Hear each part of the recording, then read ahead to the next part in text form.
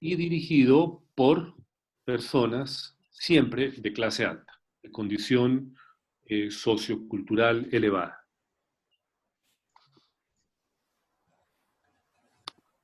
A ver el video ya.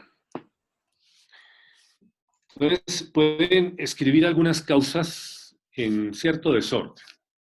Causas de la independencia de Hispanoamérica. Primera, la expulsión de los jesuitas por Carlos III en 1767.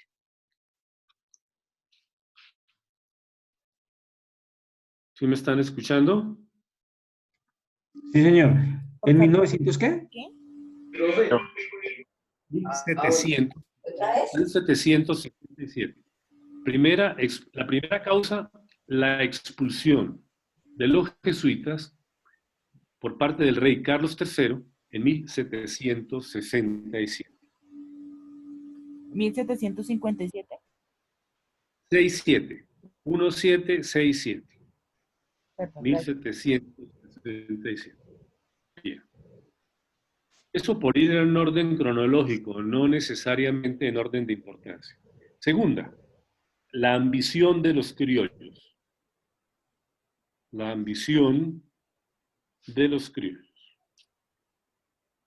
Tercera, los errores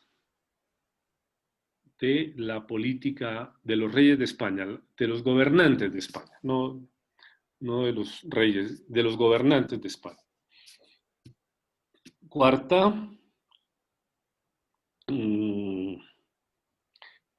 la labor de la masonería, de las sectas, de las logias masónicas. Quinta, la política inglesa. Y sexta, que es la menos importante, la independencia de los Estados Unidos. No están en realidad en ningún orden, ni cronológico ni de importancia. Alguien que me las lea, por favor, de nuevo, las 6, a ver cómo quedaron.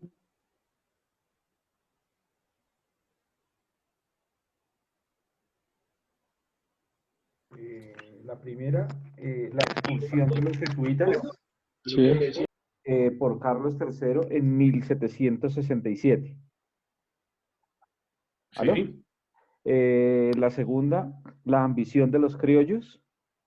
La Sí, tercera, sí. los errores de los gobernantes de España. Cuarta, las razones.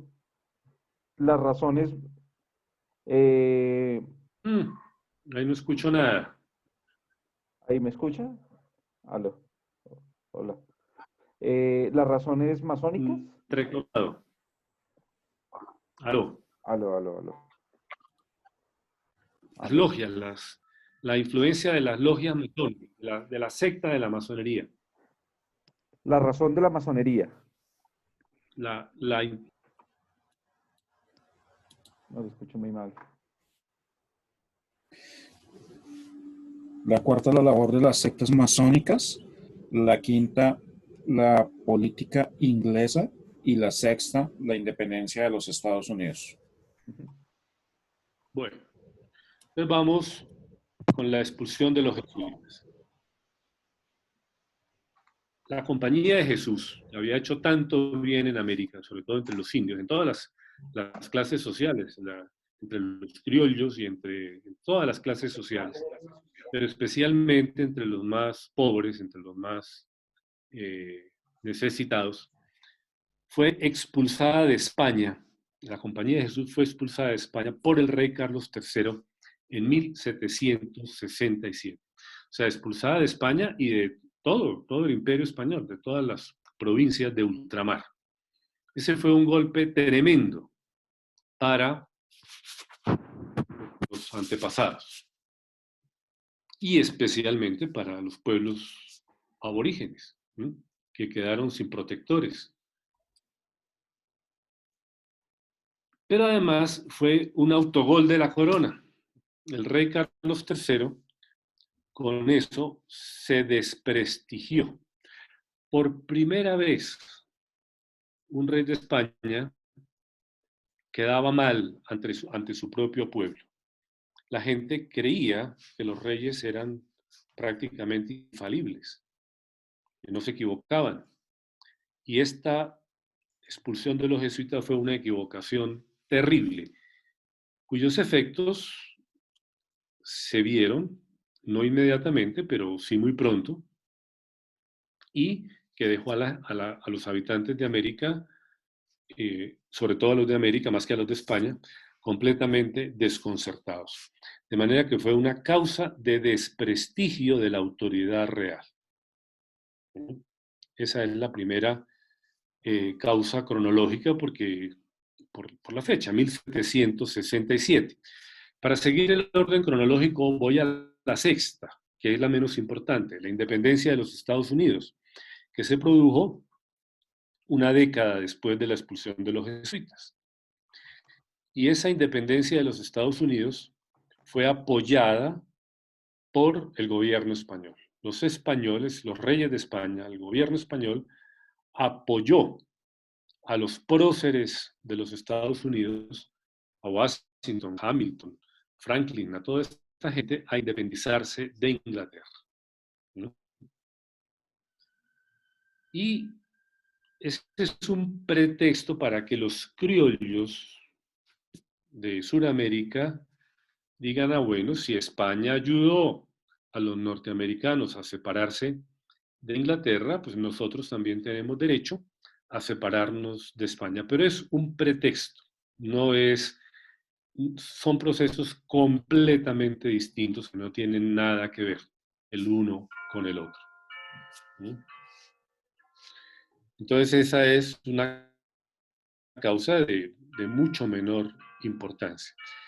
Por otro lado, el gobierno de los Estados Unidos ya conformado no apoyó a los criollos de estos países en su proceso de independencia. Como dijo equivocadamente un gobernante hace poco, que no digo quién es. Es un pequeño error, no es un error muy grave, porque los que sí apoyaron a los criollos, los que manipularon a los criollos para la independencia, fueron los ingleses, no los norteamericanos. Bien, la ambición de los criollos es la más importante. Los criollos son la clase alta. Ya sabemos que ellos eran dueños de las haciendas, gente muy rica, con muchos trabajadores a su servicio, esclavos en algunas regiones, indios en otras regiones, gente muy poderosa desde el punto de vista económico, pero también privilegiada desde el punto de vista cultural. Ellos tenían acceso a los bienes de la cultura. Ellos eran los que podían ir a pasar largas temporadas en España, en Francia, en Italia, en Inglaterra. Tenían acceso, pues, a esos bienes. Mientras que los mestizos, los indios y los negros, pues no tenían el mismo alcance, los mismos alcances en esa materia, pues por falta de recursos. Además, tenían el prestigio social, eran realmente los dirigentes de la sociedad. Pero les faltaba el poder político. Un señor de Santa Fe, Bogotá o de Popayán, ya sabemos, no podía ser oidor ni virrey, por lo menos en su país. Nada impedía que un santafereño fuera virrey o oidor o gobernador en Guatemala o en Chile. Podría hacerlo. Pero la corona española procuraba que no tuvieran el poder político en su propio país para que no se cayera en la parcialidad, para que las autoridades fueran imparciales, según ya vimos. Sin embargo, eso se fue abriendo. Poco a poco los reyes de España fueron abriendo la mano y al final hay varios virreyes del Perú nacidos en el Perú. La Nueva Granada no, ningún virrey de la Nueva Granada fue nacido acá. Ningún arzobispo de Santa Fe fue nacido acá. Y entonces Camilo Torres, en sus agravios a la corona Sí, española, señor. reclama que no nos dejaban, pobrecitos, no nos dejaban ocupar cargos. Lo que querían era tener la sartén por el mango, adueñarse de lo único que les faltaba, que era el poder político.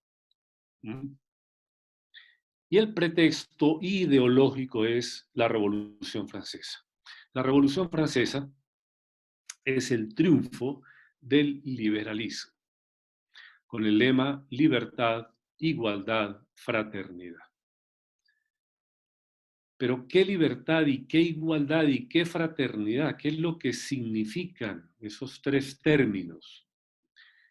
Pues es que en la sociedad francesa, antes de la Revolución, todo el mundo era vasallo de algún señor feudal. Cualquier campesino tenía un señor feudal, era vasallo de una marquesa o de un conde, ¿m? Pero a su vez el conde era vasallo de un duque y el duque era vasallo del rey y todos los franceses eran vasallos del rey. Nosotros, nuestros abuelos, eran vasallos súbditos únicamente del rey, que nosotros no tuvimos un sistema feudal. ¿M? Había algo muy parecido y eran las haciendas. El señor de la hacienda, pues no era señor feudal, los esclavos o los indios que trabajaban en la hacienda no eran propiamente vasallos, pero se parecía muchísimo al sistema feudal. ¿Mm? Era casi el mismo sistema feudal sin títulos de nobleza, sin castillos. El castillo europeo es una unidad militar. Aquí, ¿para qué unidad? ¿Qué necesidad de qué? Entonces, las casas de haciendas, que hay tantas, vivas, esplendorosas, pues no tienen ninguna función militar, en absoluto. Pero por lo demás, los indios y esclavos que estaban en esas haciendas eran como una especie de vasallos de un señor que no tenía títulos de nobleza, salvo en México y en el Perú, que sí los hubo, pero distintos a los de Europa. ¿No? En la Nueva Granada no hubo títulos de nobleza. No sé si alguna vez hablé del Marqués de San Jorge, aquí en Santa Fe, que es el único, ¿no? Que se compró el título y no lo ha pagado todavía, según dice don Arturo Abella. Bueno, el descendiente de él es Juan Lozano y Lozano, el director de noticias de RCN. No le vayan a contar que yo dije eso en clases y si lo llegan a ver, ¿no? Que vaya y pague el título de Marqués de San Jorge. Bueno, entonces, la Revolución Francesa lo que pretende es destruir ese sistema feudal. Un sistema feudal que por otra parte ya era solamente teórico, ya en la práctica no existía. Los campesinos franceses habían ido comprando a lo largo de los siglos las tierras de los señores feudales. Se calcula que antes de la Revolución la mitad de las tierras de Francia, no digo las tierras ricas de Francia porque las tierras ricas de Francia son todas, es el país más rico del mundo en riqueza agrícola, en riqueza ganadera. Las tierras de Francia habían sido compradas por los propios campesinos, que de esa manera ya eran propietarios y por tanto eran auténticamente hombres libres. Pero existían todavía los títulos de nobleza. ¿Sí? Y entonces la libertad de la Revolución Francesa es liberarse del pacto feudal. Eso es lo que significa para Francia el lema libertad. Y por consiguiente igualdad. Es la consecuencia de esa supuesta libertad. De manera que todos los franceses van a ser ahora iguales, con el título tan pomposo de ciudadanos. Ya no van a ser súbditos del rey, no van a ser súbditos del rey ni vasallos de ningún señor, sino ciudadanos. O sea, hombres libres, teóricamente. En realidad es otra cosa, pero no lo voy a decir.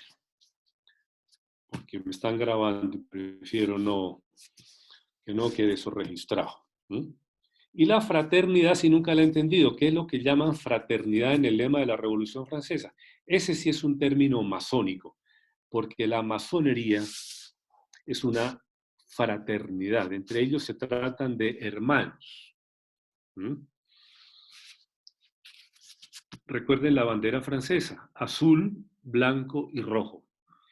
El azul es el color de la libertad, el blanco el de la igualdad y el rojo el de la fraternidad. Esa es una bandera revolucionaria y siempre que un país tiene una bandera tricolor, es una bandera revolucionaria y liberal. No es una bandera tradicional ni corresponde a la realidad del país. Como nuestro país se llamaba la Nueva Granada, y claro, ya no quedan granadas en Colombia, muy poquitas, pero si se acuerdan del color de las pepas de la granada, pues ese color era el color que identificaba a nuestro país. El color vino tinto, el estandarte tradicional de la Nueva Granada era vino tinto con una granada de oro en la mitad entreabierta que se conserva en el escudo nacional. Pero el amarillo, azul y rojo es un invento de Francisco Miranda, un invento masónico. Bueno, después hablamos de eso. Y así cada estandarte, el de México, verde, blanco y rojo. Es mucho menos revolucionaria la bandera de Uruguay o de Argentina. Las que no son revolucionarias, porque son estandartes tradicionales, son los de España, el del Reino Unido y un poco el de Estados Unidos. Bueno, entonces, libertad, igualdad, fraternidad. Ese lema tan simpático lo adoptaron los criollos. Tenemos que liberarnos del rey. Pero no que los indios y los negros se liberen de ellos. Eso sí, no. Entonces adoptaron la ideología de la Revolución Francesa, que es la ideología liberal, pero la adaptaron. Ellos querían la independencia respecto del rey, pero ellos seguir teniendo sus tierras, sus haciendas, sus esclavos, los indios a su servicio. Profesor, O sea, nada de destruir. Señor. ¿le puedo hacer Diga. una pregunta? ¿Sí? ¿La masonería o los masones, qué función cumplen aquí en Colombia o qué son, además de ser una logia? Son una secta racionalista, liberal y anticristiana, que pretende que el universo se debe gobernar por la mera razón del hombre y arrinconar, sino destruir, que es una pretensión de muchos masones, sino destruir, por lo menos arrinconar, reducir a su mínima expresión a la religión, específicamente a la religión cristiana. Al masón le dicen que no, que él puede seguir siendo cristiano, pero siempre y cuando mantenga su religiosidad en la esfera privada y nunca eso influya en sus actuaciones públicas, por ejemplo. Entonces, se da la idiotez de que un masón que llega al poder dice que es católico y sin embargo promueve leyes como las del aborto o cosas de esas. Es el caso del actual presidente de México, que es una cosa increíble, el tal Andrés Manuel López Obrador. Hace unos días, hace poquísimos días, como él hace unas conferencias de prensa interminables que van desde las 7 de la mañana hasta la 1 de la tarde, hablando paja, cuando logra hablar, porque tiene el don de la palabra, pero a rato se traba mucho. Entonces decía que no, que en México no había que tomar medidas excepcionales por el coronavirus, que México estaba protegido por el detente. El detente es un símbolo religioso de los católicos mexicanos y no supo explicar qué era eso. Pero que él igual utilizaba conjuros indígenas y satánicos y un sancocho ahí típico de masón, ¿no? Que es el tal presidente de México.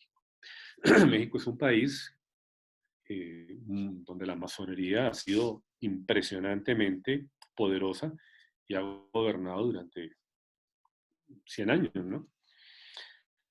Pero aquí también nuestros gobernantes han sido, muchos de ellos, o casi todos han sido masones, no todos, ni con la radicalidad de los de otros países. Bueno, pues volvamos al tema de la doctrina liberal que Gracias. adoptan los criollos se vuelven liberales y al volverse liberales también se vuelven masones. Todos nuestros próceres fueron masones, afiliados a la masonería inglesa o francesa o española. Es que la española ya era muy fuerte, muy poderosa en la propia corte del rey en Madrid. La masonería inglesa tiene una apariencia más conservadora, monárquica. ¿Mm? Inglaterra mantuvo hasta el día de hoy la monarquía, ¿no? Pero una monarquía masónica. Francia, en cambio, terminó siendo una república y la masonería francesa es una masonería mucho más radical, mucho más anticristiana que la inglesa. Porque en Inglaterra ya la religión católica había sido perseguida y prohibida, entonces no, eran todos anglicanos y no les interesaba mostrar un carácter antirreligioso. Entonces, estos criollitos nuestros, cuando viajaban a Europa, se afiliaban a la masonería y se ponían en contacto con gente muy importante, sobre todo en Inglaterra, y muchos de esos próceres criollos hicieron una labor subversiva desde Inglaterra a sueldo del gobierno inglés. Trabajaron con sueldo del gobierno británico, del almirantazgo, que es como el Ministerio de Defensa. Hay el caso de personas como Miranda, Francisco Miranda, que le promete a Inglaterra que le entrega lo que Inglaterra pida, con tal de que ayuden con la independencia, que si después quieren ellos ser los dueños del comercio y de lo que quieran, pues está perfecto. ¿Mm? Es una auténtica traición, pero una traición de lo más increíble, la de estos criollos a la corona española, que les había dado todos los privilegios. Simoncito Bolívar era miembro de la familia más rica de Venezuela, 300 esclavos, es que eso no es así como tan fácil de contar, ¿no? Bolívar pues no tenía sueldo del almirantazgo inglés porque no lo necesitaba, tenía una fortuna personal que nunca se le agotó. Él gastó su fortuna en la independencia y no pudo agotarla. Bolívar podrá tener muchos defectos, pero el de tacaño sí no lo tuvo, ni de ambicioso, ni de miserable como Francisco de Paula Santander. Entonces, la política inglesa continuó, pero dado que había fracasado militarmente en el Caribe, entonces ahora empieza a minar el imperio español, captando a muchos elementos muy buenos intelectualmente de la clase alta criolla para que vayan promoviendo las ideas subversivas, las ideas contra España. De manera que lo que hacen estos criollos es volverse contra su propia madre, contra la corona española que los había colmado de privilegios para tomarse el poder político. Bueno, espero haberme hecho entender con este punto. Y ya queda visto lo que es la influencia de la masonería y la influencia de la ideología liberal, pero una ideología liberal adaptada, una ideología liberal moderada. Mientras en la Revolución Francesa se persiguió a muerte a la iglesia y hay miles de mártires por cuenta de la guillotina en Francia, aquí no hay ni uno. Aquí los próceres criollos no fueron anticatólicos, eran masones, pero no fueron anticatólicos, por lo menos. ¿Pregunta? Señor. ¿Sí? Bueno, con respecto al tema de la masonería, pues he tenido la oportunidad de leer bastante acerca de ello, pero una precisión. La masonería se creaba... ¿Señor? No, siga. Una precisión. La masonería básicamente nace cuando hay la división de el ejército, que en ese momento era el ejército de la iglesia, ¿verdad?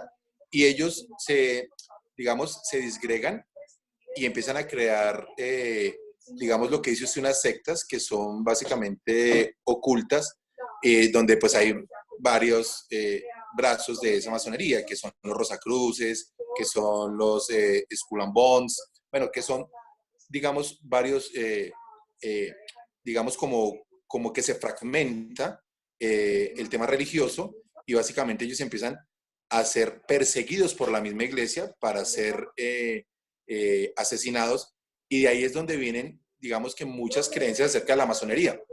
Pero mi pregunta concreta es, hoy por hoy, digamos, en la Constitución de los Estados Unidos, que es en 1887, habían 23 personas que podían votar para elegir esa Constitución, de los cuales 20 eran masones, ¿eso es cierto? Bueno, una parte que no le pude escuchar porque se puso inestable la señal. Los masones inventan unos mitos respecto de su origen, ¿no? Que descienden de Salomón, hace Sí, 3000 años. Ibrahim Que Afif. el fundador de la masonería es Adán, imagínense, ¿no? Entonces hay unos mitos que ni ellos se creen, pero la fuerza de la masonería arranca propiamente en el siglo XVII, ¿no? En Inglaterra, Francia, España, en todos los países de Europa. La Iglesia se tardó mucho tiempo en darse cuenta de los verdaderos propósitos y de la verdadera manera de pensar de la masonería y la condenó, no la persiguió, no persiguió a los masones, condenó los errores masónicos en el siglo XVIII. Y se mantiene la excomunión. El que es masón no puede ser católico, aunque muchos conocidos míos de Bucaramanga y de otras partes que se afilian a la masonería, creen que son católicos y que no pasa nada. Pero eso es pura ignorancia. El que da su nombre a una logia masónica queda fuera de la iglesia. No puede ser lo uno y lo otro simultáneamente. Entonces la masonería es condenada por la iglesia y los masones han perseguido a la iglesia. Lo que pasa es que en el caso de Colombia me queda muy difícil darle ejemplos de persecución porque gracias a Dios no la ha habido. Un presidente, Tomás Cipriano de Mosquera, ¿no? Fue así como el que más persiguió a la iglesia, pero es un caso en realidad grave, pero poco violento comparado con Ecuador o con México, ¿no? O con España. Por ejemplo, Alfonso López Miquelsen, que no era propiamente masón, sino jefe de masones. Él estaba muy por encima de esas ridiculeces masónicas. Inclusive Alfonso López, el doctor López Miquelsen fue grado 33 y fue gran maestro y estaba por encima de muchos maestros masones. pero por encima de muchos del mundo. Sí, señor. Él no iba a una logia. ¿Para qué iba a ir a una logia? Los de la logia iban donde él, ¿no? López Miquelsen era un hombre superior. Y él no persiguió a la iglesia. Él fue, al contrario, muy amigo hizo leyes anticristianas, siendo presidente. Pero él no persiguió al clero ni se puso en esas cosas, ¿no? Entonces, aquí en Colombia... Incluso en un libro que se llama El Poder Económico de Colombia, lo mencionan a él básicamente como uno de los líderes masones y que fue la única persona que fue invitada por la Gran Logia de Inglaterra a participar de uno de los cultos que eran obviamente muy privados, y el doctor López Miquelsen estuvo precisamente en uno de esos cultos porque él políticamente era una persona supremamente inteligente y además que en la historia, digamos, contemporánea de Colombia sabía muchísimo. Entonces él fue invitado a la de Inglaterra. Creo que es la mente más privilegiada que ha tenido el país, ¿no? En muchos aspectos. Una gran formación académica, una gran educación personal, un hombre de mundo, de encanto personal indudable, ¿no? Bueno, señor, de acuerdo. Gracias. Entonces, en definitiva, ¿qué fue lo que propició el desencadenamiento de la Revolución de Independencia? Dos factores. La política inglesa. Fuimos independizados por un poder extranjero. Y por la decadencia tan atroz de la corona española, de la propia España. España España como que se quedó sin fuerzas después del esfuerzo titánico de 300 años, más los 800 anteriores de la Reconquista, como que España se le agotó la fuerza, como que nos transfundió la sangre a los pueblos de América y se quedó anémica. Es la decadencia de España y sobre todo el golpe brutal que fue la derrota de la batalla de Trafalgar, como que a España la dejó ya fuera de combate. En todo caso, nuestros próceres traicionaron a España y se entregaron a un poder extranjero. José Vasconcelos, el mexicano, dice con mucha lucidez, con mucho acierto, que Suramérica, todos los países de Suramérica fueron entregados a Inglaterra. Y México y el área del Caribe fueron entregados a los Estados Unidos. Esa es una cosa indudable, eso está fuera de toda duda. Uno de los próceres mexicanos, de los falsos próceres mexicanos, allá no hay próceres porque no hubo guerra de independencia, no hubo un Bolívar, no hubo nada de eso, es que ni siquiera se puede hablar de batallas. Lo que hubo fue unos traidores impresionantes. El Morelos le ofrece a Estados Unidos que le entrega Texas. Oigan bien, le entrega Texas, la mitad del territorio de Colombia, más de 600.000 kilómetros cuadrados, a cambio de que el gobierno estadounidense le dé armas para combatir a los españoles. Y el lema de Morelos era muerte a los gachupines, o sea, a los españoles. Hay que matarlos por ser españoles. Y eso queda en la historia mexicana como un prócer. Aquí Bolívar hizo una atrocidad, también le declaró la guerra a muerte a los españoles, ¿no? Pero en Venezuela, ¿no? Lo que pasa es que esos son hechos que se silencian mucho, ¿no? El ser español era ya dito suficiente para ser reo de muerte, según la guerra a muerte decretada por Bolívar. A menos que se hiciera partidario de la independencia. De manera que es un odio inexplicable, una lucha de razas, una cosa que los próceres de la independencia norteamericana jamás se les habría ocurrido, pues a qué indios iban a soliviantar contra los ingleses, si ellos mismos eran ingleses y a los indígenas los tenían proscritos. Entonces, es todo un proceso muy extraño. En Sudamérica hay unas campañas militares con presencia de tropas inglesas y una falta de fuerza de España que es absolutamente increíble. Entonces, bien, tenemos dos factores. La política extranjera, la política inglesa que finalmente logró sus frutos dándonos la independencia y la decadencia de la corona española. Una aclaración. Independientes teníamos que ser, tarde o temprano. No es que la independencia en sí misma sea una cosa mala. De ninguna manera.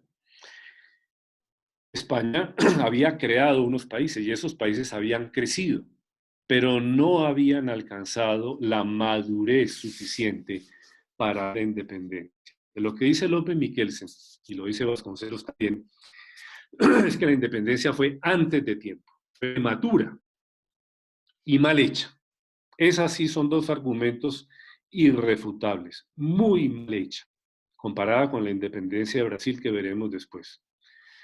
Y prematura, fue hecha antes de tiempo. Los países que mayor madurez habían alcanzado, de lejos, eran México y el Perú. Pues fueron los menos interesados en la independencia. Los peruanos no se independizaron. A los peruanos los independizó Bolívar, bueno, Bolívar y San Martín, a la brava. Con tropas colombianas, venezolanas, chilenas y argentinas, se logró la independencia del Perú, que no quería ser independiente. Cuba, Puerto Rico y Filipinas continuaron unidas a España casi 100 años más, hasta que los Estados Unidos les dieron la independencia tan queridos los gringos, ¿no? O sea, se los robaron a España. y México tampoco se independizó. ¿Mm? No hubo una campaña libertadora ni cosa de esas. Hubo una traición, después veremos eso. Bueno, no, el caso de México no tenemos por qué verlo en detalle. Bien. Doctor, una pregunta. Señor. En alguna parte leí que una de las razones por las cuales Costa Rica no tiene ejército es porque ellos ni pelearon, ni se querían liberar, y que al contrario a ellos les llegó una carta de la corona española diciéndoles, ustedes son independientes, y ellos, independientes de que si no hemos pedido nada. En alguna parte lo leí, no sé hasta qué punto No, es cierto eso. es bastante exacto eso. ¿Mm? Lo mismo Panamá. Panamá se adhirió a Colombia una vez que ya la independencia era irreversible, que eso ya no tenía caso. En 1821 los panameños que no habían tenido ni el más mínimo propósito de independencia se adhirieron a Colombia, porque ¿a qué más podían adherirse? ¿No? Sin guerra de independencia ni nada. Perdón, doctor, nos quedan México, 2 minutos 30. Y México también, lo que hizo al final fue desertar. Ya todos salieron en carrera, salgamos nosotros también en carrera, ¿no? No es que hubiera habido una guerra de independencia. Entonces, la independencia tenía que llegar cuando estos países adquirieran su grado de madurez suficiente. En la próxima reunión vemos entonces qué fue lo que ya desencadenó los acontecimientos, que es la invasión de Napoleón a España y Portugal, 1807-1808, y cómo el proceso de independencia de Brasil fue completamente distinto, fue muy sabio, muy sensato, y no fue hecho de la mala manera que fue hecho el proceso nuestro. Bueno, eso ya queda para la próxima reunión de hoy en 8 días. Si alguna pregunta tienen, me la hacen por el WhatsApp, por favor. No hay ningún problema, ¿no?